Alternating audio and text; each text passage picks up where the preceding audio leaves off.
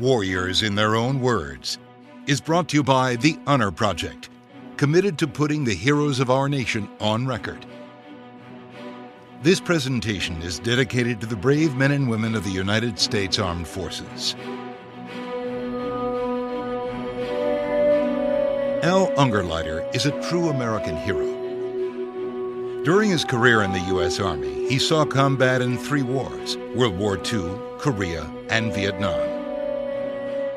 His first taste of battle came on June 6, 1944, on the beaches of Normandy during D-Day. In 1944, in preparation for the invasion of Normandy, what we call now Omaha Beach, I was assigned to Company L of the 115th Infantry Regiment of the 29th Infantry Division. And we were designated as the second assault wave to go in on D-Day behind our 116th Infantry Regiment, was mostly Virginia National Guard. Ours was mostly Maryland National Guard. I joined the 29th Division and the 115th in January of 1944, which was 6 months before the invasion. I was a platoon leader of the 3rd Platoon in Company L of the 115th, and I got so involved in training immediately. Training in the moors, along the moors of England, a lot of overnight, a lot of 2 or 3 day exercises, and then we had some practice landing exercises off the coast of England. That's when it dawned on me, when we first practiced landing we made, that we were going someplace. We didn't know where at the time, someplace along the coast of France, but we didn't know where it would be. And then it started to sink in that we were heading for what, in my mind, would be the beginning of the downfall of the Third Reich. I was trying to weld my platoon, which is my main concern, into a good fighting unit, make sure they were good physical condition, make sure that we train hard, give them a chance at night and weekends to play a little bit and relax and see the English countryside. But mainly it was training, get as hard and tough as we could, because we knew it was not going to be easy once we landed in France.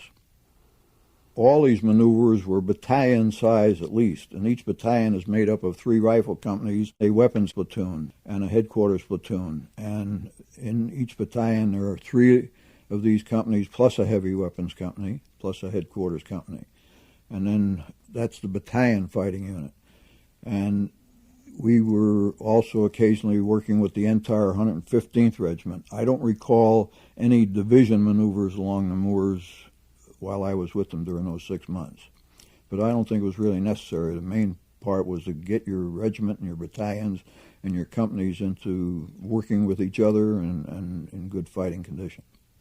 Remember, they had been there since October of 1942, and they had been doing this similar things during a good portion of that time, up until January of 44 when I joined them. So initially it was a learning experience for me of how to get onto a boat and off a boat, and I was following them. And then as we moved along further into my time there, I was able to point out some things I thought they could do better, of moving more rapidly, being careful of where their steps were, not falling someone or tripping and falling down as they got off, and to be more careful. And that's what we emphasized during the time I was there. We didn't think in terms of losses, except we knew some people probably wouldn't make it off the beach. Also, at that particular time, we didn't know whether we were going to be the assault force, as the 116th was, or whether we'd be the backup force to them, or even a regiment in reserve. It turned out that just a couple of days before D-Day, we learned that we were going to be the backup force to the 116th. We were called in. It was either 5 or 6 days before, it was around the 1st of June. And at that time we were briefed, we were shown where we were going. They didn't call it Omaha Beach at that time, they just said Normandy. And we were all sworn to secrecy from that point on, and we were sealed in to what they called the staging area, near where we had been stationed, and sealed in there until we actually got the order to move out and get on the boats. When we did get the order, we moved onto this LCI. All of L Company was on this one landing craft infantry. And originally the invasion was scheduled for the 5th of June, and that's when we started out. And the sea was so rough, and we were carrying a barge behind us that suddenly whipped around and knocked a big hole into this LCI that we were on, and they had to immediately pull into port. They slapped a couple of pieces of steel on there, and back we were again. And then the order came down that we would not go in on the 5th, that they're going to try again on the 6th. And there was an air of disappointment. We were ready to go, but we knew that the sea was rough. We were bouncing up and down like a bobbin in the water there. The Navy took good care of us, though. They fed us well. They provided entertainment on this little LCI, gave us books to read. There was a movie. My heart goes out to the Navy. They did everything they could to help us get the job done.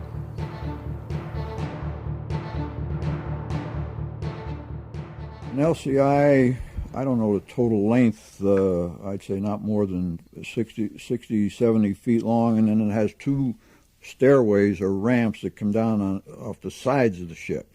It didn't open up in front like the landing ship LSTs and the LSIs that took the assault troops in. And it was room to move around. I can remember reading a book on board ship, and I finished the whole thing during that one night. It was called The Song of Bernadette. And that kept my mind a little bit off what we were going to face.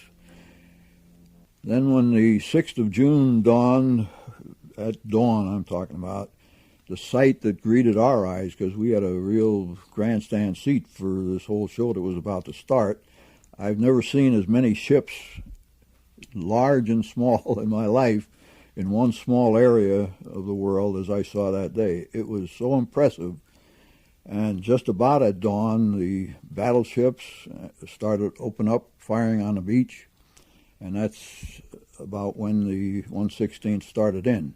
And we could see all of this. We could see the trouble that they were having. And we were wondering, oh boy, are we going to have to follow them in and get pinned down the way they were initially? And then the decision came that we would not follow them in. We would swing to the left and go in behind the 1st Division, which we were all attached to at that time, and go in that way and come around and see if we could relieve some of the pressure on the 116th. We were able to do this. We took the town of Saint-Laurent-sur-Mer just about a few hours after we landed. And the 115th received a Presidential Unit Citation for our actions on getting on the beach, coming around, and helping the 116th.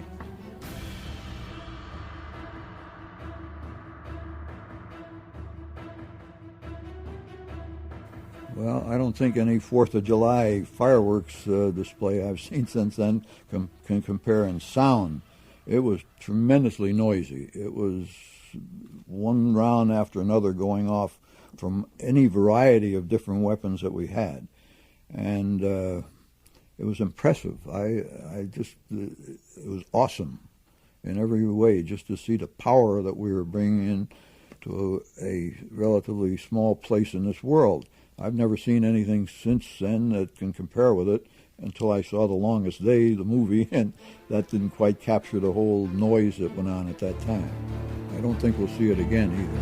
I hope not. When we started to move in, we started to get some shells all around us, and luckily this Navy guy was able to maneuver that little craft and get us in almost dry, as he said he would. Well, then we disembarked, each platoon, one following the other, one over here, 2 up and 1 back was the usual formation, and we had to be very careful, even though the 1st Division had moved through the area that we're in, of mines. And we had mine detector people with us, and they led us up to the hill coming up from the beach, and that we lost 1 or 2 people to mines going up. And that was a gruesome sight. And then we got up to the top, and we ran into some resistance from this town of San Lorenzo, but we overcame that, and we occupied the town, and that's where we spent the first night. Did you encounter the enemy? Yes. And we brought a lot of rifle fire against them. All our weapons were dry. A lot of the trouble with 116th, they landed in the water, and some of them couldn't use their weapons when they first landed. We didn't have that trouble, so we were able to. I had a carbine. Our troops had M1 rifles at the time, and we did some shooting both on the way up and going into the town.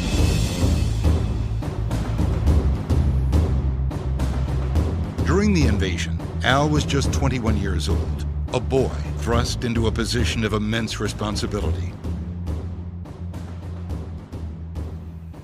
Well, we had been well trained at the infantry school down at Fort Benning, and I became one of what they called a 90-day wonder because the course lasted 90 days. And from the time I put those bars on, I knew I had a lot more responsibility than any time I had had previous in my life. And then when I taken people into combat at that age, I knew I had an awesome responsibility. In the back of my mind was the fact that if we could succeed in what we were doing, this would mean the start of the end of World War II. And I felt the weight of that responsibility on my shoulders. But, as I say, training, where you're trained to lead, helped immensely. Unit crack up or just kind of freak out knowing that there's no turning back? Or? Only one of my platoon sergeants. He started, I could see him coming apart, and I was wondering what would happen to him when we hit the beach. And sure enough, when we hit the beach and I looked around, he had disappeared. I don't know if he got back on the boat. I never heard what had happened, whether he got hit while he was standing there and somebody moved him. Nobody could tell me what had happened to this platoon sergeant. He was the only one, and he was key. He was my first assistant. And I quickly appointed somebody else, and we went off from there. And that was a pattern throughout all the 29th Division's history in World War II.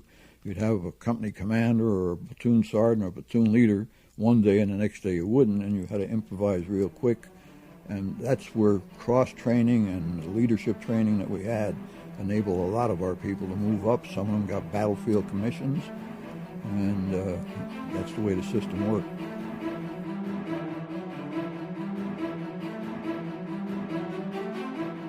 Well, in that interval was this constant naval bombardment, and it wasn't. It was having some effect, but it wasn't until a line of destroyers came marching through and got in front of the battleships, and were in close enough to see these pillboxes that were peppering the 116th and some of the 88s that were up further on the hill, and they started to knock those out, and that saved the day when those destroyers moved in, and we could see that.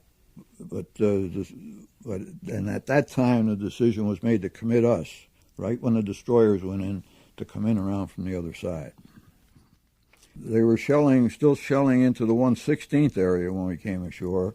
Ours was quiet from the standpoint of getting any gun support. Well, we had Navy observers with us, and when we got up off the beach, up to the top of the escarpment there, they called in fire against Saint Laurent and other places where we were getting some small arms fire from, and that helped us take the town of Saint Laurent.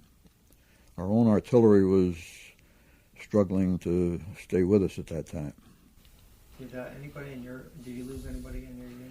I lost 7 people going up the hill towards Saint Laurent out of a 40-man platoon, which was light compared to some of the casualties that the 116th suffered. And how did you incur those losses? Small arms fire, people wounded. I had 2 men killed, 5 men wounded. The evacuation system of our medics worked well. They got them back down to the beach and off to a hospital in England as fast as they could. Because getting us on the beach was just one part of the whole operation. The other part was take off casualties. They had one hospital ship out there, and they'd move them to the hospital ship, and then eventually back to England to the hospitals. Our medics were trained to work with us. If a man was wounded, we just yelled medic, and they would go up. They had their red crosses on their helmets. Supposedly the Germans were supposed to respect that. Sometimes they did, sometimes they didn't. There they did. We didn't have any trouble with our medics getting hurt. The one thing that we were not prepared for was the hedgerow country, or what they call the bocage country of Normandy.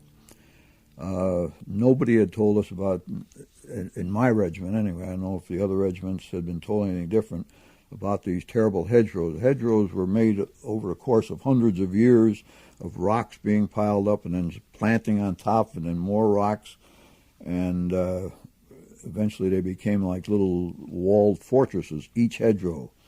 And trying to fight our way through those, we lost an awful lot of people.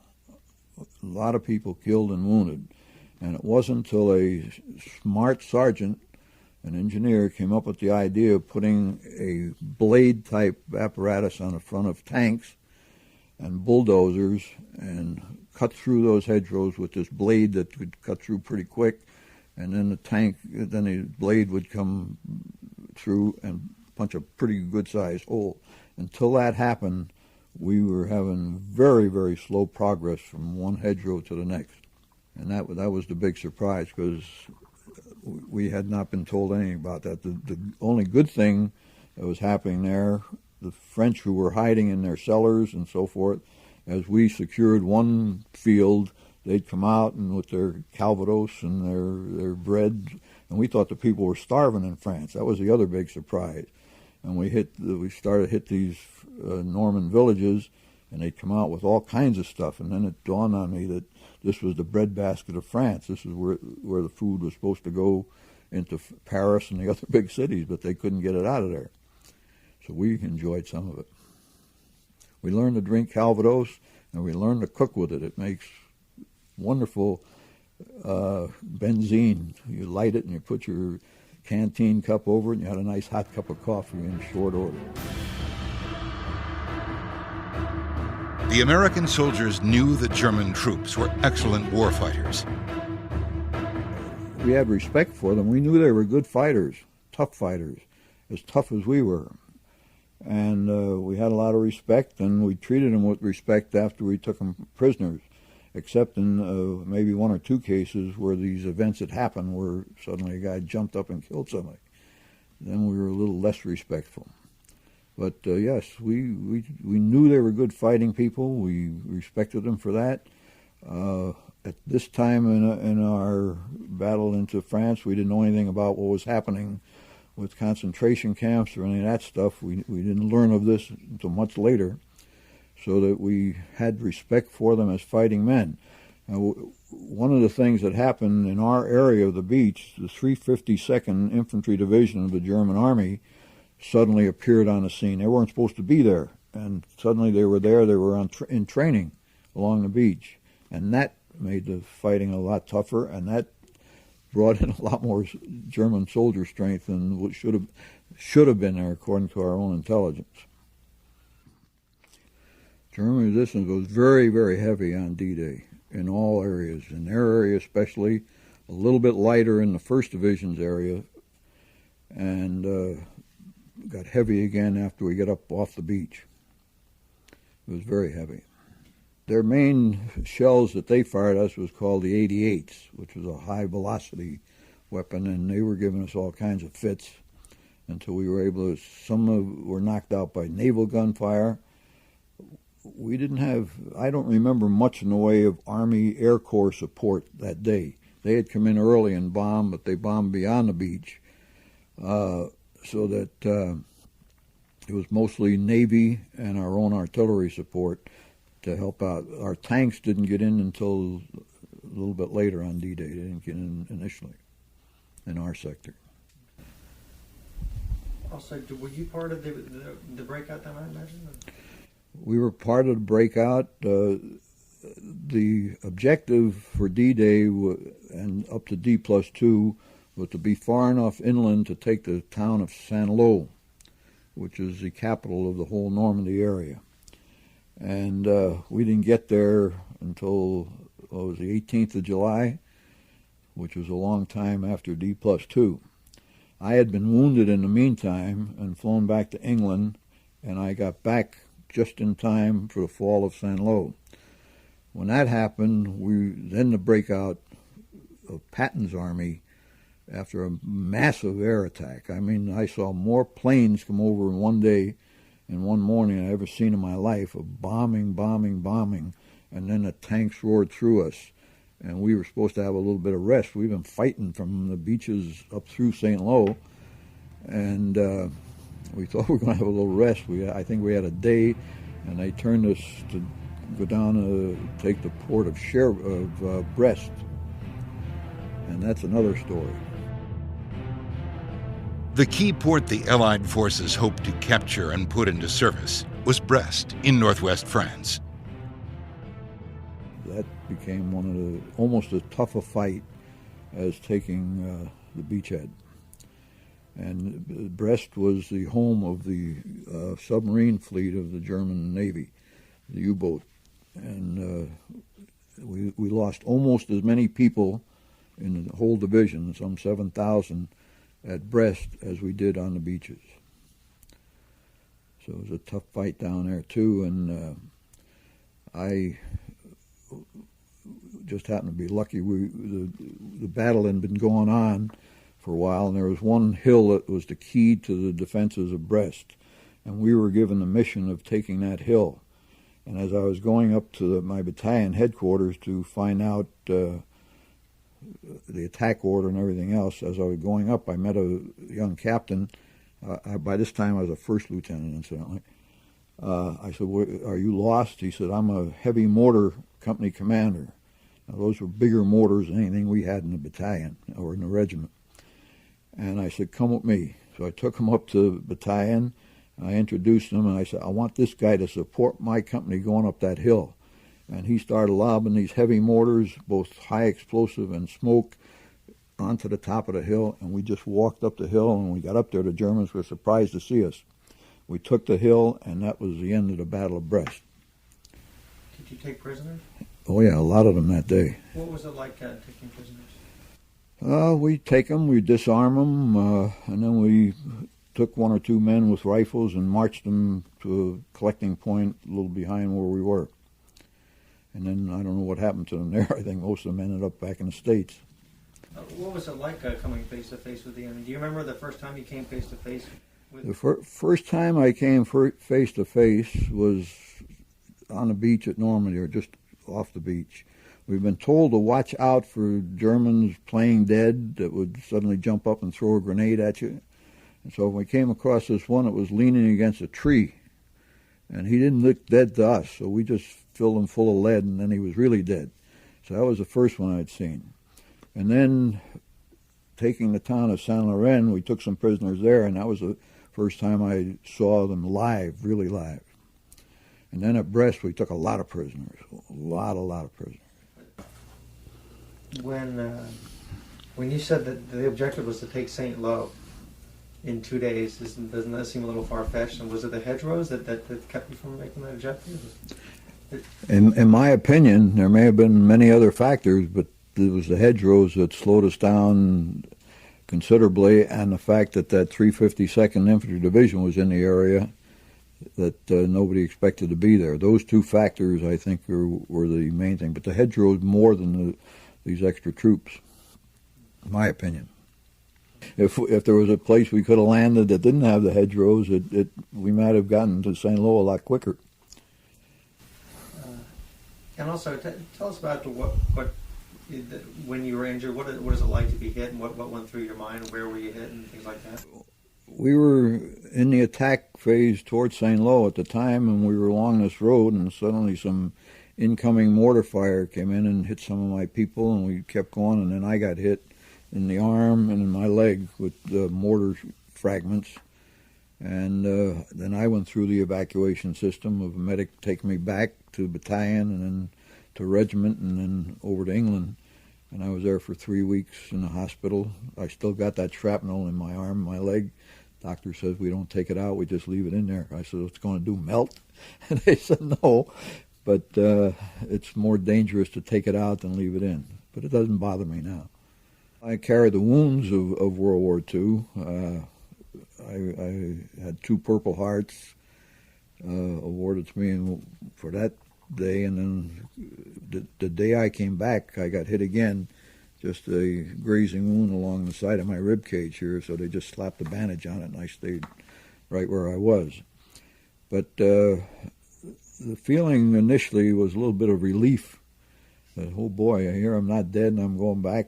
Maybe I'll get through this thing alive in the long run. But on the other hand, it was a little disappointment because I didn't want to leave my platoon and company.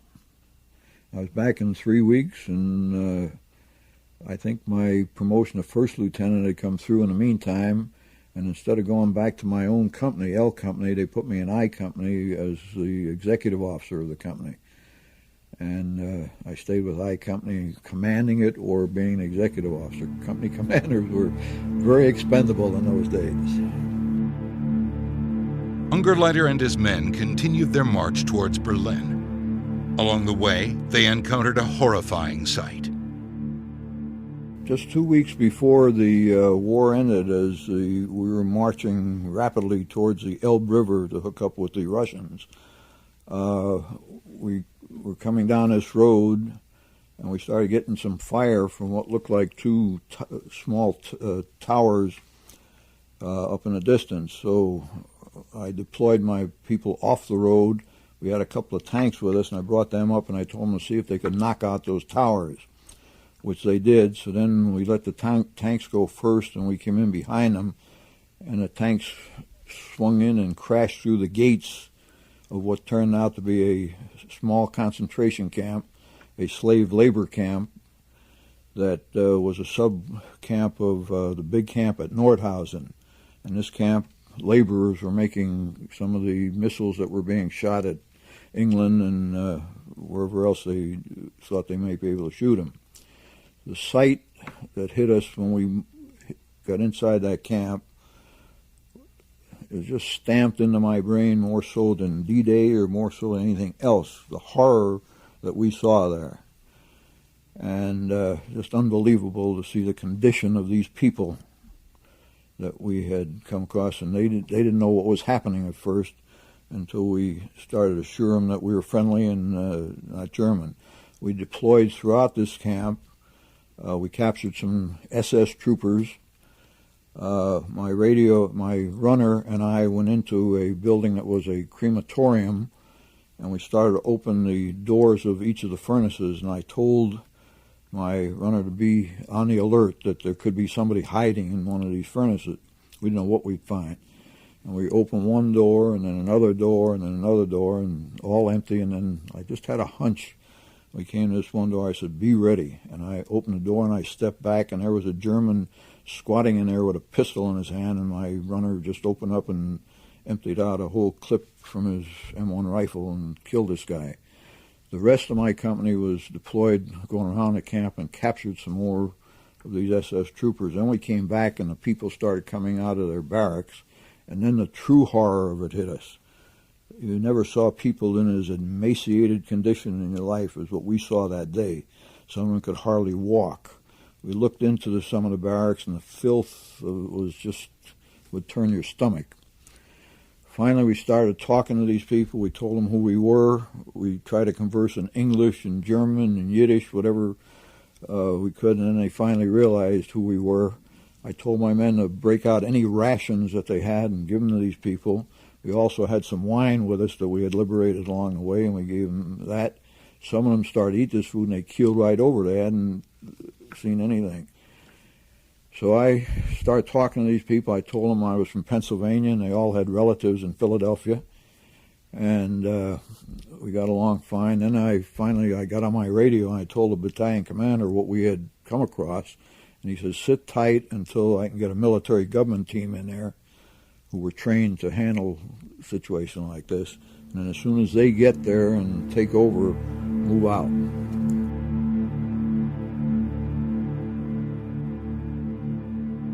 We stayed in the camp for a maximum of 2 hours, and we had all these prisoners under guard by a couple of our troopers, and when the military government people arrived there, we just turned them over to them. And again, they started their process of moving prisoners wherever they moved them to. But most of these had the SS insignia on their caps and on their uniforms. These were SS troopers. They were scared. They were actually shaking. They were so scared, evidently wondering what was going to happen to them, if they were going to be treated differently than other prisoners of war or not. Our unit helped liberate this group of slave laborers and captured some of their guards at the same time. And it's, as I say, it's an experience that I never want to go through again. When you had some conversations with those prisoners, how did they? You must have been the like angels to them. They were hugging us. They just couldn't believe, and I just kept telling them, "You're now free." But that's a day in my life that I still have nightmares every once in a while. What I saw that day. And have you ever talked to any of those prisoners, or have any of them ever looked you up after? No. I've been looking for them, because I went back. I stayed in Germany after the war was over, in the Army of Occupation, and then I went back again in 1947. And they had a lot of displaced persons camps around the Frankfurt, Germany area, and I used to go to those camps with a friend of mine, and actually asking or just letting them see me and see if any of them would step forward, and they didn't. The only other time I thought there might be a possibility, I was assigned to Paraguay as the armor advisor to the Republic of Paraguay in 1959, and there was a large Jewish community there. Paraguay was one of the few countries that allowed refugees from Hitler to come in. And by that time, in 1959, their surviving families had joined them in Paraguay. And again, I went around seeing if any of them would know me, or I don't think I could recognize any of them. And I couldn't. So you stayed on in the service, Korea and Vietnam. Can you tell us a little bit about Vietnam? I was assigned to Vietnam in June of 1969 from my job in the office of the Joint Chiefs of Staff at the Pentagon. And at that time I was a colonel, U.S. Army regular. I was assigned to Vietnam, and I was assigned to 2nd Field Force. On my assignment to 2nd Field Forces in Vietnam, they were in the Long Binh Bien Hoa area, and I was given the task of being assigned to commander of what they called the Bien Hoa Tactical Area Command.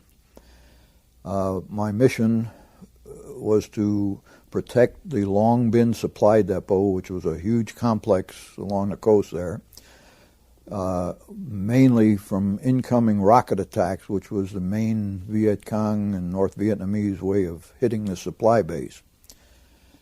When we first got there, I also had the mission of training Vietnam combat soldiers to take over this task as soon as they could. So I was there for 4 months total. During the first month, the rockets were incoming every night and doing a lot of damage to the Long Binh supply base. Finally, I heard that the 2nd Field Force commander had a long-range reconnaissance company, and I knew their skills of stealth and being able to operate in the dark and so on. So I asked for that company to be assigned to my command for as long as I needed them. He gave them to me. I went out with them. We deployed. We set up traps along various trails that we knew the Viet Cong were using, and that company was successful. Those soldiers did a tremendous job in killing a lot of the Viet Cong that were coming down the trails, some of them with rocket launchers in their hands and ready to set up, and others. And one that they killed when we took the papers off this dead soldier, I'm not sure whether he was Viet Cong or North Vietnam regular, but he was cited as being one of the top men rocketeers in the whole North Vietnamese army. Strangely enough, we hit the right man, because from that day on, for the next 50 days, not a single rocket fell on the Long Binh complex. Of course, I got a lot of compliments about it, but it was that long-range reconnaissance, those soldiers, those infantry soldiers, who really did the job, and I was very grateful to General Julian Ewell, who was commanding 2nd Field Forces at that time. As an aside, that company was the only National Guard company to be assigned to Vietnam, and they were from the state of Indiana, and they were good. They were really good. Maybe give people a sense of what it was like at nighttime. Why couldn't people sleep soundly? The reason we couldn't sleep soundly was because of this incoming rocket fire. These were very rudimentary weapons that they were able to put a rocket in and pull some kind of trigger, and off it went. And they were very accurate. And every night, for that first 30 days I was there was incoming rocket fire. Sometimes just 1 or 2 a night, others times it might be 10, 12 a night. They varied it, and it might not be every night. They may have left off a night here or there. But generally it was difficult sleeping at night. A lot of us slept more in the daytime than we did at night over there. And as I said before, this ability that this long-range reconnaissance company had put a stop to this for a good long while. But throughout Vietnam, this was a common story. What was the why were they able to get so close and to do this? What tactics were they using? In the jungles that surrounded Long Binh, even though it was a big supply complex along the coast, you didn't have to go very far to be in the jungles again. And trying to pick up everybody that was coming through those jungles at night was a very difficult task. But we were successful, maybe just lucky, that we were in the right place at the right time and killing off some of these people that were doing most of the shelling. After I finished this assignment and had the Vietnamese trained to take over the Bien Hoa Tactical Area Command, I was then assigned as the Deputy Senior Advisor to the I Corps Senior Advisor. Our job was to train the advisory force that was out with every South Vietnam unit, and I had the auxiliary task at that time to provide adequate housing for them wherever they were. And this we set out to do. That was the main task. An auxiliary task that ties into the Vietnamization, a series of orphanages were in the Da Nang area, which is one of the biggest cities in Vietnam. And I became interested in one of the orphanages, and we made sure that we provided them with everything that we could provide from the advisory level. Food, toys, whatever. We were written up in Reader's Digest at that time of doing something good in Vietnam, and it was a very heartwarming experience, that section of it. The Vietnamization was to get the advisors to train the Vietnam Army so that we could reduce our force. It never came to that. It wasn't successful in total because we moved out of there running in 1973, 74 without fully ever completing the Vietnamization process. It was a tough thing to do because, in my opinion, some of the politicians back here were trying to run a war right down to the squad level, and you can't do that. That's not good for military operations. You've got to give the field commanders wide latitude in making decisions and where to go, what to hit, when to hit it. And this was not possible during a good part of the time in Vietnam. I just want to again praise every soldier that was over there. They did their jobs well, 99% of them. Same with the officers. But they all deserve a lot of credit for having been there. I think they deserve a lot of credit back here in the States, those that were immediately successful moving back into what they were doing before. I have a great deal of sympathy for those who are having a tough time afterward, and I hope as time goes on, that wound will be healed for them, and let's hope we don't get involved in any more Vietnams. With the busy fall season just around the corner, you might be looking for wholesome, convenient meals for jam-packed days. Factor, America's #1 ready-to-eat meal kit, can help you fuel up fast with chef-prepared, dietitian-approved, ready-to-eat meals delivered straight to your door. You'll save time, eat well, and stay on track with your healthy lifestyle. Too busy with your end-of-summer goals to cook but want to make sure you're eating well? With Factor, skip the extra trip to the grocery store and the chopping, prepping, and cleaning up too, while still getting the flavor and nutritional quality you need. Factor's fresh, never-frozen meals are ready in just 2 minutes, so all you have to do is heat and enjoy, then get back to crushing your goals. Level up with Gourmet Plus options prepared to perfection by chefs and ready to eat in record time.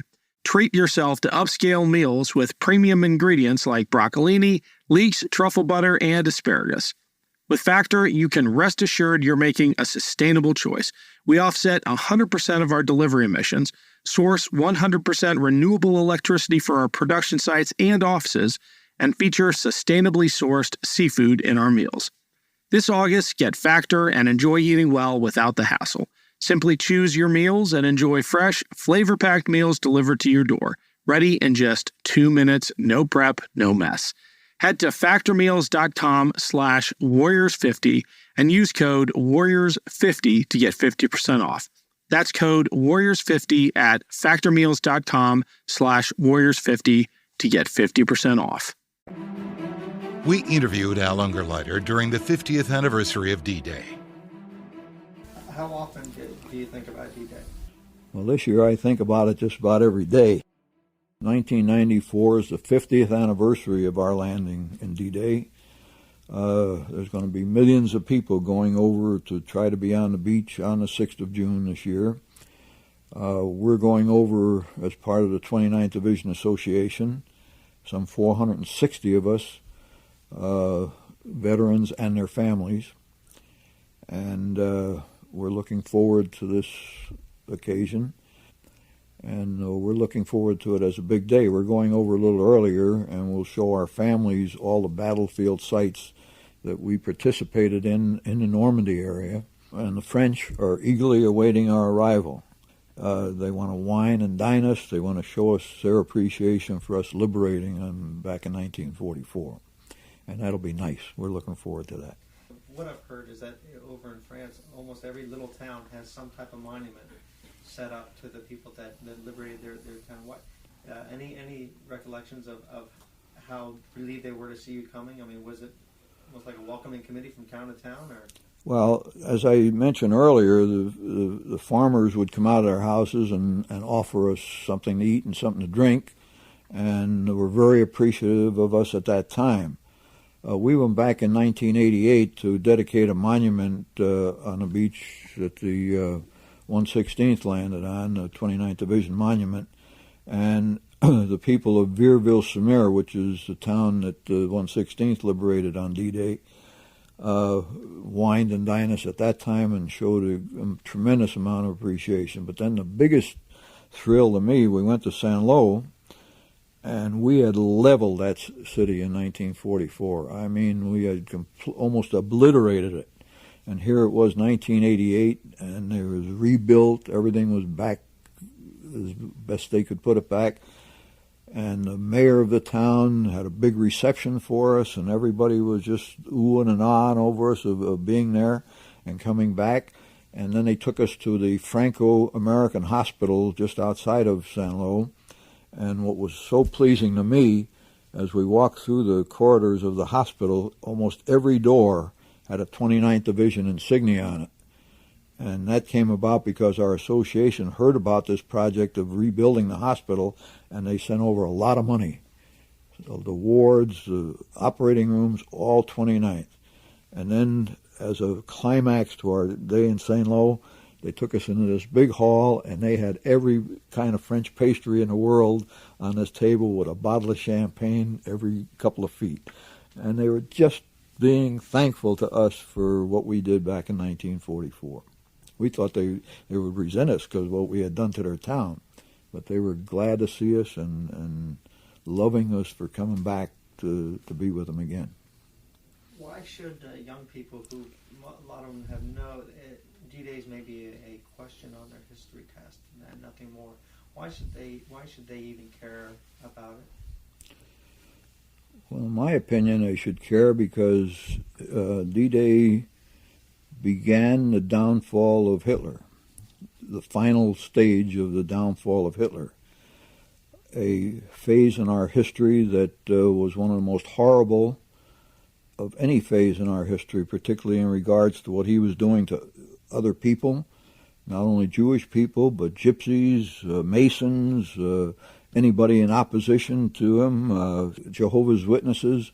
All of these people were just killed for no apparent reason, even though at the time we were there, we didn't know. But we began a process on that day that saved a lot of people's lives in the long run. And it was a lot of responsibility for people our age. However, I hope the 21s and 20s and teenagers of today don't ever have to go through anything like that. And I hope that what we did at that time will see to it that they don't have to go through it again. We never know. There's always some nut that can come along in this world that'll try to be another Hitler.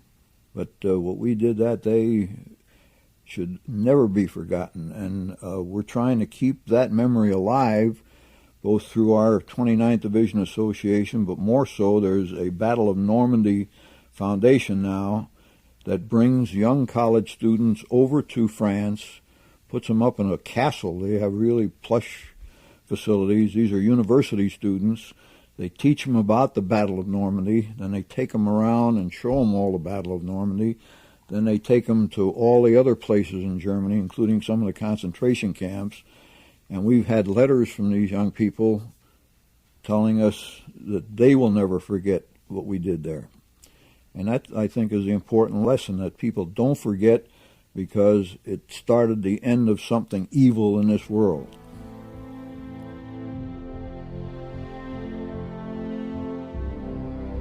Brigadier General Al Ungerleider retired from the Army after 36 years of service. His final active duty assignment was commanding the Aberdeen Proving Ground in Maryland.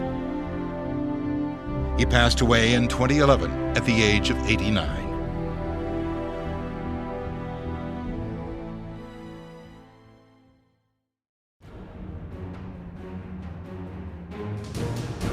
We hope you've enjoyed this presentation of Warriors in Their Own Words.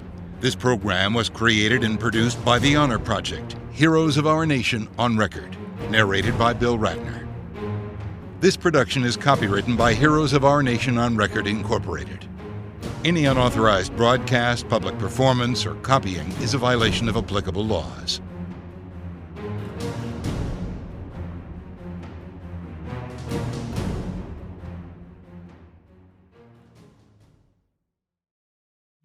Step back in time and discover the untold stories of history's greatest heroes.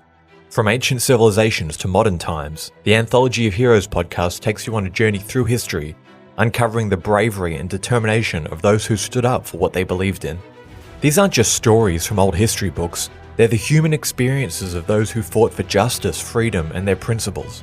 From the defiance of Vercingetorix as he stood against Rome, to the unwavering spirit of Skanderbeg as he faced down the Ottoman Empire, each episode is a journey through their life as we follow their triumphs and their failures. Meticulously researched with quotes and observations from primary sources, Anthology of Heroes is the perfect blend of expert research and engaging storytelling. So listen and subscribe now on your favorite podcasting app.